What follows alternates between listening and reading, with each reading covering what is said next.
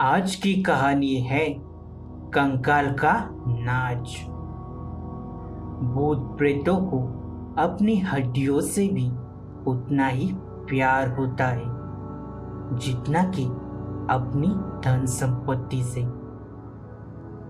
आमतौर पर भूतों की कार्रवाइयाँ उनकी असली शक्ल या अशरीरी रूप के द्वारा संचालित होती है। तो चलो जान लेते हैं आज की पूरी कहानी।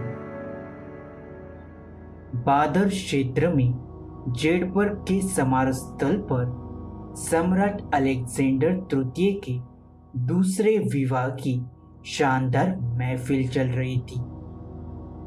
खाने पीने के बाद संगीतकारों ने धीमा धीमा मादक संगीत बजाना शुरू किया।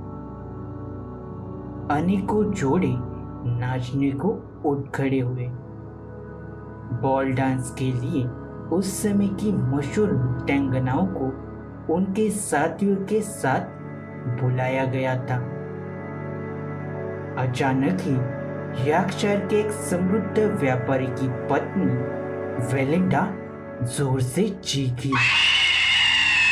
नाचने वाले ठिठक गए। हॉल में पूरा प्रकाश था। सभी ने देखा मदिरा की बोतल के पास एक कंकाल नाच रहा था। शुरू में तो किसी का ध्यान उस ओर गया ही नहीं, मगर जब फेलिंडा ने नाचने वालों के बीच एक अकेली महिला को नाचते देखा तो उसने गौर किया उस महिला के शानदार कपड़ों के नीचे एक कंकाल था। इस नजारे को देखकर सम्राट और उनकी पत्नी योलाडे दोनों ही भयभीत हो गए। सभी मेहमान तितर बितर हो गए।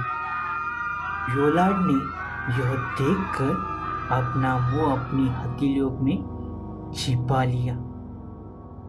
कंकाल ने अपने सिर पर महारानी का मुकुट धारण कर रखा था,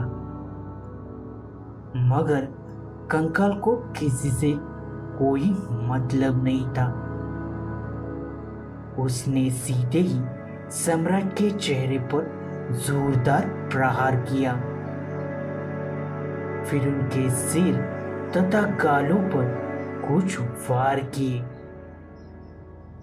सम्राट के अंगरक्षक चीखे सुनकर भीतर आ गए थे। इससे पहले कि वो वहां पहुंचकर सम्राट की रक्षा करते, कंकाल हवा में गायब हो गया। भगदड़ और दहशत से समारोह बर्बाद हो गया।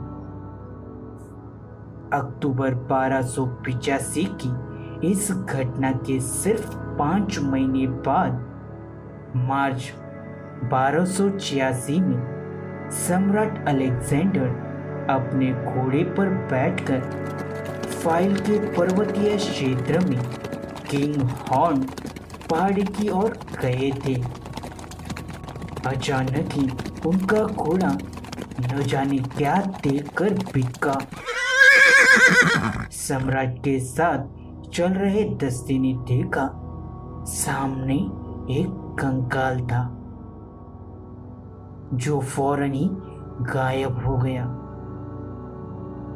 सम्राट ने घोड़े को आगे बढ़ाना चाहा, पर वह अड़ गया। अतः उन्होंने क्रोधित होकर उस पर चाबुक बरसाने शुरू कर दिए। घोड़ा अनियंत्रित होकर आगे बढ़ा और एक खाई में कूद गया। अंगरक्षक नीचे पहुंचने तक सम्राट मर चुके थे। उनका शरीर शत विक्षत हो चुका था। यह माना जाता है कि बार बार दिखाई देने वाला यह कंकाल सम्राट की पहली पत्नी का था। तो ये थी पूरी कहानी।